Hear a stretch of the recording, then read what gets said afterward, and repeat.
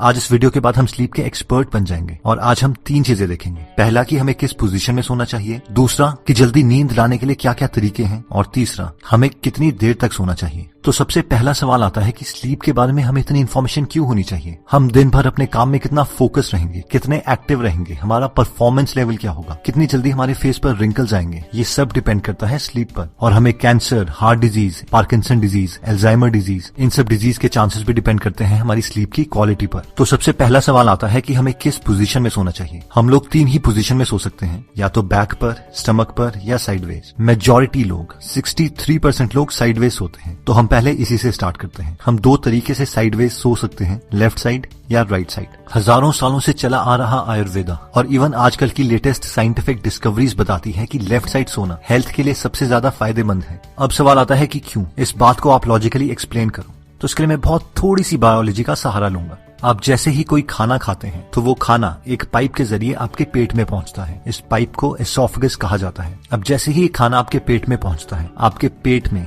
Gastric fluids release होते हैं, यानी एक एसिड रिलीज होती है जिसे उस खाने को डाइजेस्ट किया जाता है और नेक्स्ट सेक्शंस में पहुंचाया जाता है। अब ये एसिड वापस उस पाइप में एसोफेगस में ना आ जाए, इसके लिए एसोफेगस के एंड में एक वॉल्व लगा है जिसका काम है कि जैसे ही खाना पेट में पहुंचता है वो ऑटोमेटिकली बंद हो जाएगा। अब एज के कारण या और रीजन से ये वॉल्व ढीला पड़ जाता है, जिसकी वजह से पेट की एसिड्स एसोफेगस तक पहुंचने लगती है। अब क्योंकि हमारी बॉडी के अंदर हमारी स्टमक एक बीन की शेप में लेफ्ट हैंड साइड में है, इसलिए जब भी आप लेफ्ट हैंड साइड में सोते हो तो ग्रेविटी के जरिए हमारी सारी पेट की एसिड और खाना बॉटम में रहता है, जिसकी वजह से खाने को डाइजेस्ट करना बहुत आसान हो जाता है और आपके पेट की एसिड एसोफेगस तक नहीं पहुंचती। लेकिन अगर अब आप इमेजिन करो कि आप राइट हैंड साइड में सोए हो, तो आपने इस प्रोसेस को कम्प्लीटली ऑपोजिट कर दिया है और इसकी वजह से अब आपके पेट की एसिड आपके एसोफेगस तक पहुंचेगी, जिसकी वजह से आपकी छाती जलने लगेगी और टेक्निकल टर्म्स में इसे हार्ट बर्न और रिफ्लक्स भी कहा जाता है, जिससे हाइटल हर्निया और गर्ड की बीमारी हो सकती है।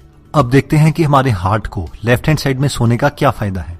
हमारे बॉडी की सबसे बड़ी आर्टरी आयोटा है, जो कि हार्ट के साथ कनेक्टेड है और लेफ्ट हैंड साइड में टिल्टेड है। आयोटा को डायरेक्टली हार्ट से खून मिलता है और वो खून हमारे लोअर पार्ट ऑफ बॉडी में जाता है। अब अगर हम लेफ्ट हैंड साइड में सोते हैं तो नेचुरल ग्रेविटेशनल फोर्सेस की वजह से हमारे हार्ट को आयोटा में खून पहुंचाने के लिए बहुत कम एफर्ट करना पड़ेगा, और जबकि ये एफर्ट बहुत ज्यादा होगा अगर हम राइट हैंड साइड में सोते हैं। अगर आपने अपने घर में पंप लगाए हैं तो आप इस प्रिंसिपल को आसानी से समझ सकते हैं कि पानी को ग्राउंड फ्लोर से 10th फ्लोर में पहुंचाना मुश्किल है, जबकि ये बहुत आसान है अगर आपको पानी को 10th फ्लोर से ग्राउंड फ्लोर में लाना है। इसलिए अगर आप पूरे दिन में 8 घंटे लेफ्ट हैंड साइड में सोते हैं तो वो 8 घंटे आप अपने बेस्ट फ्रेंड हार्ट की मदद कर रहे हैं। लेफ्ट हैंड साइड सोने का तीसरा फायदा होता है लिम्फेटिक सिस्टम को। लिम्फेटिक सिस्टम का ऑर्गन स्प्लीन हमारे बॉडी की लेफ्ट हैंड साइड में स्टमक के साथ होता है। स्प्लीन का बेसिक फंक्शन होता है खून को साफ करना और डैमेज्ड रेड ब्लड सेल्स को बॉडी से हटाना और इमरजेंसी कंडीशंस के लिए खून स्टोर करके रखना, जैसे कि कट या इंजरी।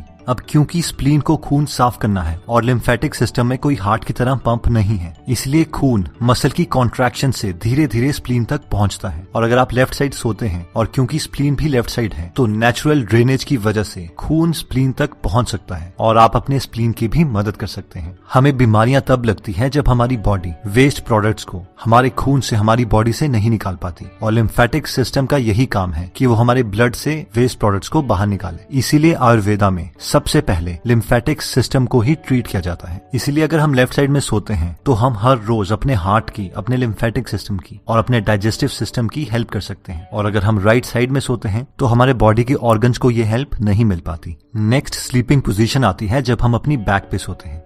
इस पोजीशन में सोने से हमारे बॉडी के ऑर्गन्स को ना कोई एक्स्ट्रा काम करना पड़ता है, ना ही उसे कोई एक्स्ट्रा एडवांटेज मिलती है, लेकिन हमारी स्पाइन नेचुरल अलाइनमेंट में रहती है, जिसकी वजह से हमें कोई भी बैक पेन, नेक पेन या फिर शोल्डर पेन नहीं होती।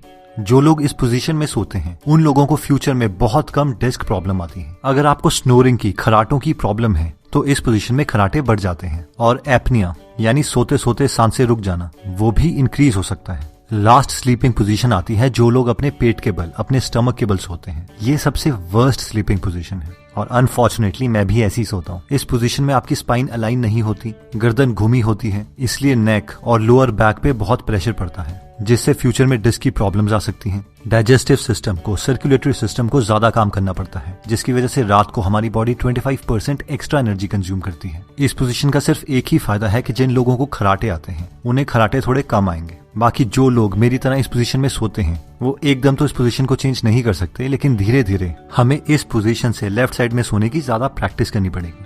स्लीप पोजीशन से भी इंपॉर्टेंट चीज आती है कि हम कितनी गहरी नींद ले सकते हैं, जिससे ये डिसाइड होता है कि क्या हम अपनी लाइफ बिना बीमारियों के जी पाएंगे या नहीं। तो अब हम देखते हैं वो छोटे चेंजेस जो हम अपने लाइफ में अप्लाई कर सकते हैं, जिससे हम बहुत गहरी नींद ले सकते हैं। सिर्फ 2 हार्मोन्स को समझकर हम अपनी नींद को काफी अच्छे लेवल तक समझ सकते हैं। ये 2 हार्मोन्स हैं मेलेटोनिन और कॉर्टिसोल। मेलेटोनिन को स्लीप हार्मोन भी कहा जाता है, क्योंकि जिस वक्त हमारे बॉडी के अंदर ज्यादा मेलेटोनिन होगा उस वक्त हमें बहुत गहरी नींद आ सकती है। और दूसरा हार्मोन है कॉर्टिसोल, जिसे स्ट्रेस हार्मोन भी कहा जाता है। जिस वक्त हमारे बॉडी के अंदर ज्यादा कॉर्टिसोल होगा उस वक्त हम ज्यादा अटेंटिव स्टेट में होंगे, और अगर कॉर्टिसोल बहुत ज्यादा आ जाता है तो हमें बहुत ज्यादा स्ट्रेस हो जाएगा। अब जैसे ही सुबह सूरज उगता है उस वक्त हमारे बॉडी के अंदर कॉर्टिसोल का लेवल ज्यादा होता है और मेलेटोनिन बहुत कम, जिससे हम ज्यादा अटेंटिव होते हैं। सूरज की साइकिल के साथ साथ हमारी बॉडी में कॉर्टिसोल का लेवल धीरे धीरे कम होता रहता है और मेलेटोनिन का लेवल बढ़ता रहता है। जिस वक्त सूरज डूबता है उस वक्त हमारे मेलेटोनिन का लेवल ज्यादा और कॉर्टिसोल का सबसे कम होता है। इसे हम साइंटिफिक टर्म्स में सर्केडियन रिदम भी कहते हैं। इन शॉर्ट, अगर हमें अच्छी नींद चाहिए तो रात को हमारे अंदर मेलेटोनिन ज्यादा होना चाहिए और कॉर्टिसोल कम। जिन लोगों की बॉडी रात को मेलेटोनिन प्रोड्यूस नहीं कर पाती उन्हें डॉक्टर्स मेलेटोनिन की मेडिसिन देते हैं।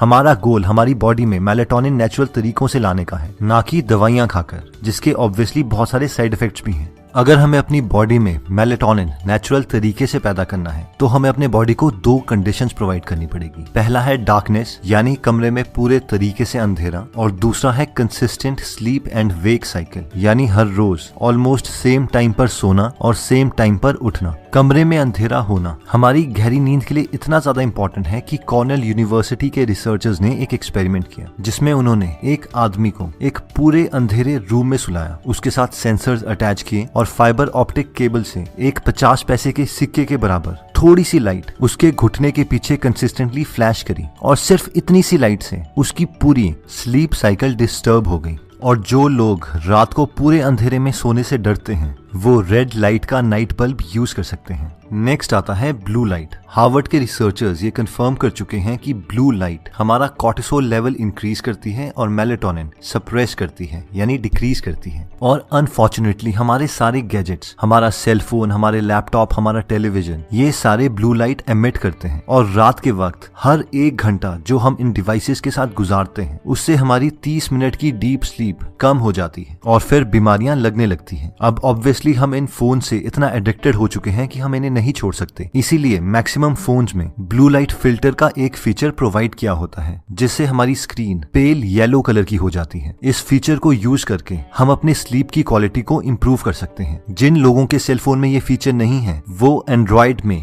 ट्वाइलाइट ऐप को डाउनलोड कर सकते हैं, जो सूरज के साथ साथ आपके मोबाइल का कलर भी चेंज करती रहेगी। और लैपटॉप के लिए f.lux एप्लीकेशन को डाउनलोड कर सकते हैं जो सेम फीचर प्रोवाइड करती है। नेक्स्ट पॉइंट कहता है कि maintain the body temperature. School में तो हमें सिखाया जाता है कि normal body temperature 98.6 degree Fahrenheit होता है, बट रियलिटी में ये पूरे दिन भर चेंज होता रहता है। अब हमारी बॉडी की नेचुरल टेंडेंसी है कि रात के वक्त हमारे बॉडी का टेम्परेचर कम हो जाता है ताकि हमें गहरी नींद आए। अगर हमारे एनवायरनमेंट का टेम्परेचर बहुत ज्यादा है तो हमारे बॉडी को बहुत ज्यादा काम करना पड़ेगा ताकि वो अपने इंटरनल टेम्परेचर को रेगुलेट कर सके। लकीली आजकल हम ऐसे एनवायरनमेंट में रहते हैं जहां पर हम अपने रूम टेम्परेचर्स को कंट्रोल कर सकते हैं। रिसर्चर्स बताते हैं कि हमारे रूम का टेम्परेचर स्लीप के लिए 16.6 डिग्री से 20 डिग्री सेल्सियस तक बेस्ट है। अपने बॉडी टेम्परेचर को कंट्रोल करने के लिए दूसरा ऑप्शन आता है कि हम सोने से 2 घंटे पहले गर्म पानी से नहा लें। अब ये सुनने में तो काउंटर इंट्यूटिव लगता है कि नहाने से तो हमारा बॉडी टेम्परेचर इंक्रीज हो जाएगा, लेकिन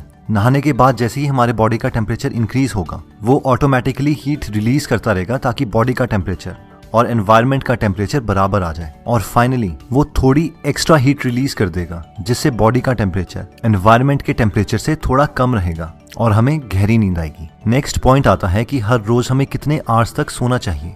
तो नेशनल स्लीप फाउंडेशन के 18 एक्सपर्ट्स ने मिलकर एल्सवेयर के स्लीप हेल्थ जर्नल में हमें ये रिकमेंडेशंस दी हैं। 0 से 3 मंथ्स के न्यूबॉर्न्स को 14 से 17 आवर्स तक सोना चाहिए। 4 से 11 मंथ्स के इन्फेंट्स को 12 से 15 आवर्स सोना चाहिए। 1 से 2 इयर्स के टॉडलर्स को 11 से 14 आवर्स सोना चाहिए। 3 से 5 इयर्स के प्री स्कूलर्स को 10 से 13 आवर्स सोना चाहिए। 6 से 13 इयर्स के स्कूल एज्ड चिल्ड्रन को 9 से 11 आवर्स सोना चाहिए। 14 से 17 इयर्स के टीनेजर्स को 8 से 10 आवर्स सोना चाहिए और 18 से 64 इयर्स के यंग एडल्ट्स और एडल्ट्स को 7 to 9 आवर्स सोना चाहिए और 65 इयर्स से बड़े ओल्डर एडल्ट्स को 7 to 8 आवर्स सोना चाहिए। तो दोस्तों इस वीडियो में हमने 3 चीजें देखी। सबसे पहली थी स्लीप पोजीशन। अगर हम लेफ्ट साइड में सोते हैं तो वो हमारे बॉडी प्रोसेसेस को हेल्प करता है, जैसे कि हार्ट को हेल्प मिलती है, स्टमक को मिलती है और स्प्लीन को मिलती है। सेकंड हमने देखा था कि हमारी स्लीप की क्वालिटी को इम्प्रूव करने के लिए हमें अपने बॉडी में नेचुरल मेलेटोनिन प्रोडक्शन इंक्रीज करनी पड़ेगी और वो हो सकती है जब हम पूरे अंधेरे में सोते हैं, सोने से पहले ब्लू लाइट को अवॉइड करते हैं या फिर स्लीप से 2 घंटे पहले गर्म पानी से नहा लेते हैं। और फाइनली हमने देखा था कि हमें हमारी एज के अकॉर्डिंग कितनी देर तक सोना चाहिए।